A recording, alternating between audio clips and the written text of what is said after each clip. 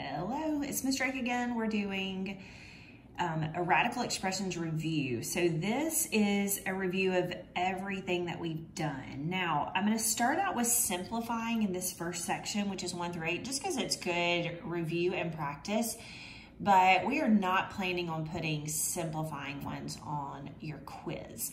So there will be a quiz Monday, but it should not have, you've already quizzed on these. So this is just a good review, so I'll go through those quickly. But we're gonna simplify this one into, so 108, we can simplify into the square root of 36 and 3, which would give me 6 square root of 3. All right, so this is just practicing what you've already done. Let's see if I can get a little closer. So then I'm gonna do my variables. So I'm gonna divide each of those by 2 and leave the remainder inside. So 2 goes into 20 10 times perfectly. 2 goes into 13 6 times, and I have to leave 1 underneath the radical. 2 goes into 15 7 times, and I have to leave 1 under the radical. All right, so now this one is just gonna be a plus 5, if you remember, because we're just doing 2 divided by 2, because that's one thing. That the parentheses make that one term under there. All right, now I'm gonna do both. So I've got the square root of 4, the square root of 3. So 2 times 3 is 6. I'm gonna leave the 3 underneath. Divide your power divided by root. So 2 goes into 3 1 time, and I have to leave 1 underneath the radical. Okay, now I'm gonna get to number 5. All right, square root of 16 is 4. So 4 times 4 is 16. That a has to stay under the radical because it only has an exponent of 1. 2 goes into 4 2 times, so that's my final answer. Now we've got the square root of negative 72. I'm gonna break that into 36 and 2. So that's gonna be negative 6 radical 2. Here, the 6 cannot come out from underneath the radical because it does not have perfect square factors. 2 goes into 10 5 times with no remainders. 2 goes into 6 3 times with no remainders. So that's your final answer. 225 is a perfect square. I know 225 is the square root of 15. The square root of 225 is 15. 2 goes into 4 2 times. 2 goes into 16 8 times, and there are no remainders. So that's your answer. All right, so that was just a little review of simplifying, but that should not be on your quiz, other than you have to simplify at the end of a problem. So it's good to review that and be ready for it. Now multiplying, we did this a couple of weeks ago, but you should remember, we're just gonna multiply the numbers in front, so that's 1s, and then the numbers underneath the radical, and we get the square root of 40. Then I'm gonna simplify, and that's gonna be the square root of 4 and the square root of 10. So my final answer is 2 square root of 10. Now remember, you had the option. You could either multiply first or simplify first. Some of these that are just easy numbers under the radical, you go ahead and just multiply and simplify at the end. So 3 times 4 is 12, and then multiply the numbers under the radical and you get 18. Then I'm gonna simplify the square root of 18. Multiply the square root of 9, which is 3. 3 times 12 is 36, radical 2. So you always want to make sure that you are simplifying all the way. You can't leave that as 12 square root of 18. You have to simplify the number under the radical. All right, number 11. I've got 5 times 6 is 30, and then I remember this shortcut. I remember that square root of 7 times square root of 7 is just 7. So 30 times 7 is 210. All right, now I'm gonna go to number 12, and that gets me into a little bit bigger number. So I've got 28. I think I'm gonna go ahead and simplify that first. Y'all are good at simplifying now. So that's the square root of 4 and the square root of 7. This one, 45 would be the square root of 9 and the square root of 5. So I'm gonna simplify these. And I multiply 2 times 3 is 6 square root of 7. And then 3 times 5 would be 15 square root of 5.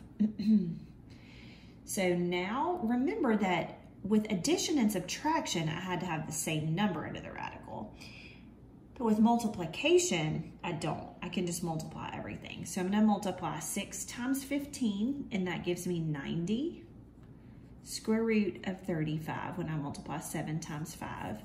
There are no perfect square factors inside of 35, so I'll leave my answer just like this. All right, number 13. It's up to you if you want to multiply 16 and 27 together, or if you want to go ahead and simplify. Because 16 is a perfect square, I'm going to go ahead and simplify. So square root of 16 is 4. 2 goes into 2 one time, so I'm going to pull out an x. 2 goes into 5 2 times with 1 left underneath. So I've simplified this first radical. Now I'm going to also simplify this radical. That's going to be square root of 9 and square root of 3. So I know that's going to be 3 on the outside, and then I'm going to leave a 3 on the inside. 2 goes into 3 one time with 1 left on the inside. 2 goes into 7 3 times with 1 left on the inside. So now I'm going to multiply these two terms that are simplified to make it a little easier. So 4 times 3 is 12. Multiply just like you always have. X and x is x squared. Then I've got y squared and y cubed is y to the fifth, sorry. Then I'm going to multiply underneath, and that would just give me 3xy squared.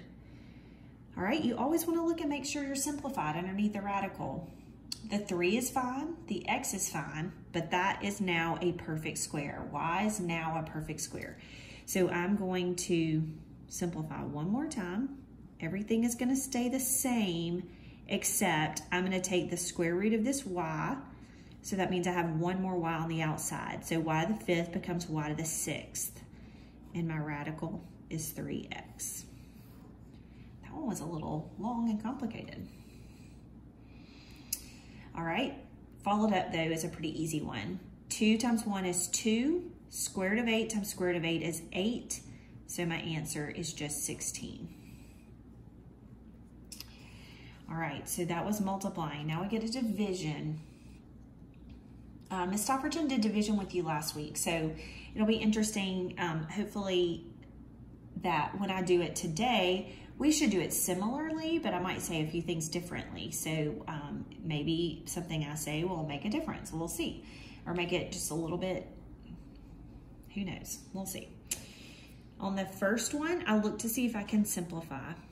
If you've got square root of 64 is 8 and square root of 25 is 5.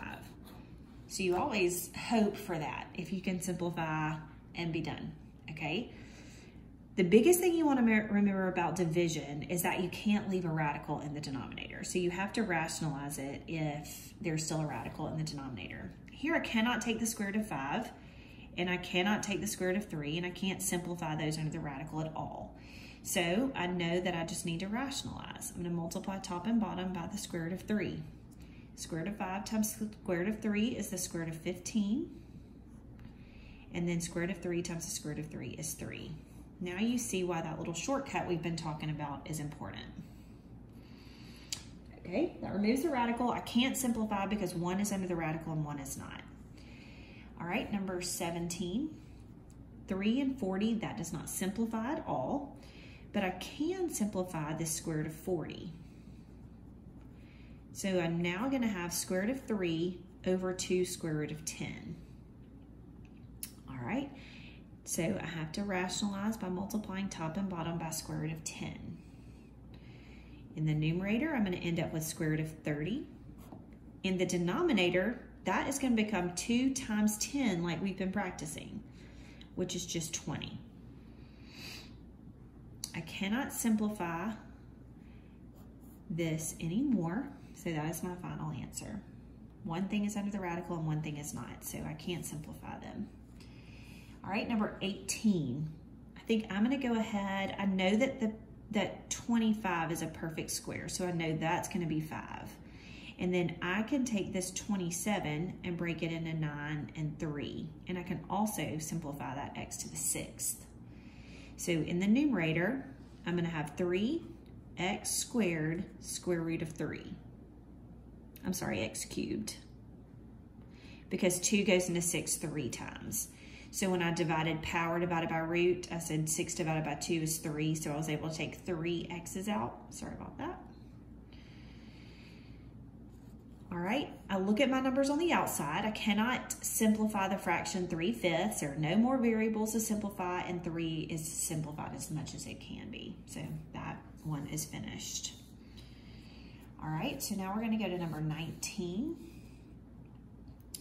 All right, I'm gonna divide first because I can. I haven't been able to do that yet on any of the other ones, but here I can simplify that because they're both underneath the radical. So 32 divided by 2 gives me 16. Square root of 16 is 4. So if you can divide first, you can divide. I think I just lost the focus. There we go. All right, I can't divide these because the 7 is under a radical and the 14 is not.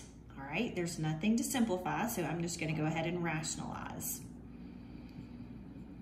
That gives me 14 square root of 7 over 7. Now I do have these numbers outside the radical. The 14 and the 7 are both outside the radical, so I can simplify those.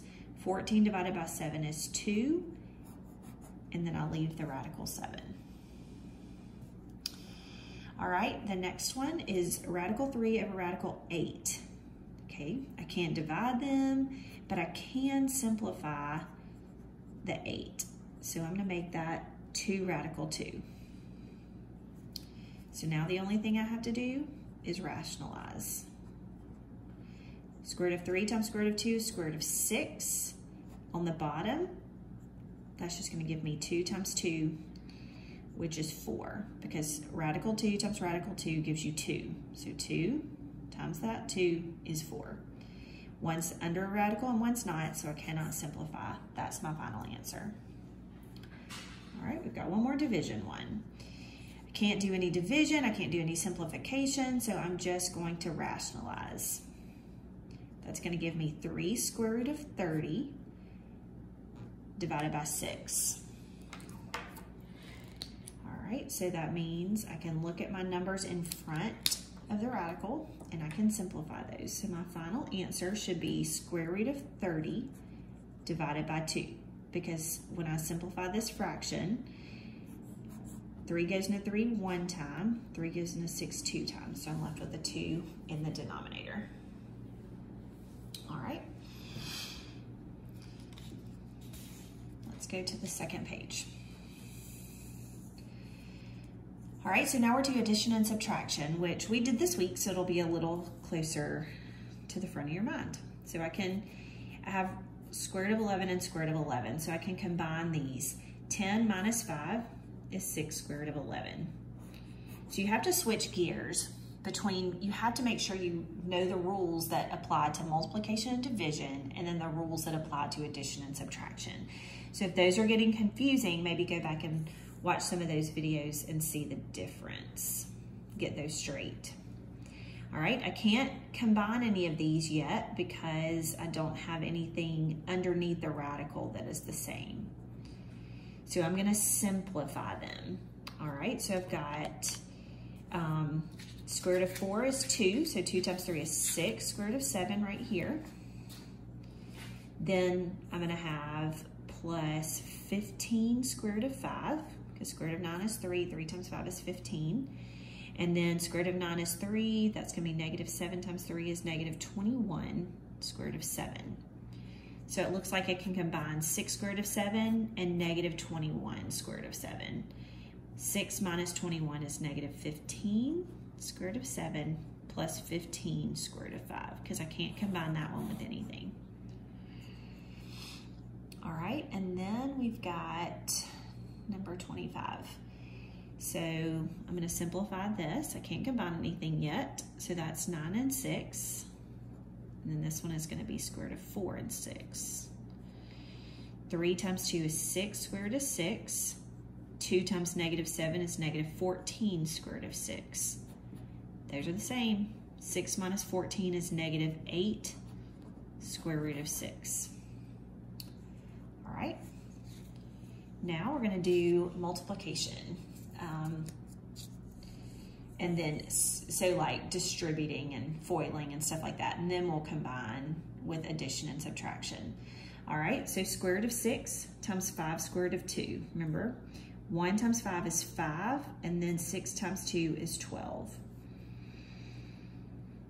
So that's gonna be negative square root of 48. All right, let's simplify these and see if we can combine them.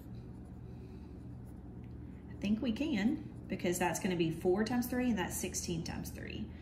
So 2 times 5 is 10 square root of 3. And then this is gonna be minus 4 square root of 3, because square root of 16 is 4. 10 minus 4 is 6. Square root of 3 is your answer. All right, 27. So you're going to have 2 times 3. We got to FOIL this one. So 6 square root of 50 on the first one. The outside ones would be negative 14 square root of 30. The inside ones is 12 square root of 30. And the last one's negative 28 square root of 18.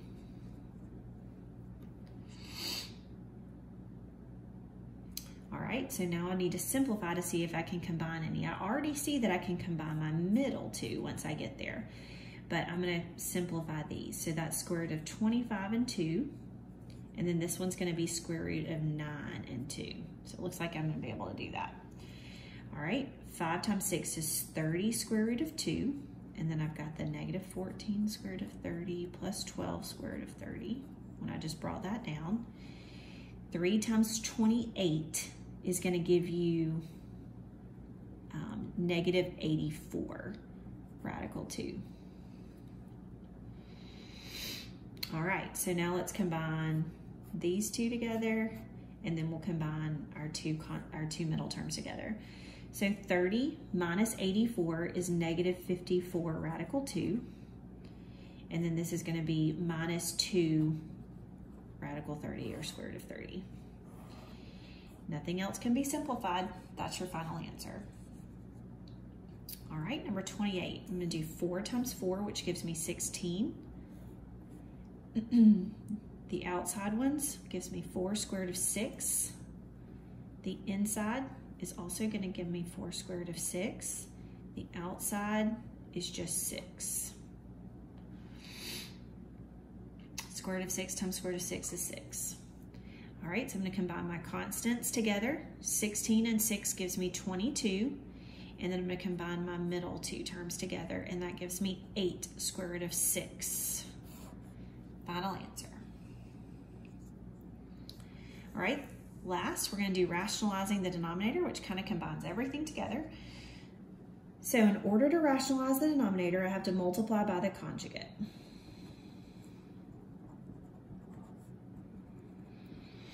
And remember, the conjugate is the denominator, but it's the denominator with the sign in the middle is changed.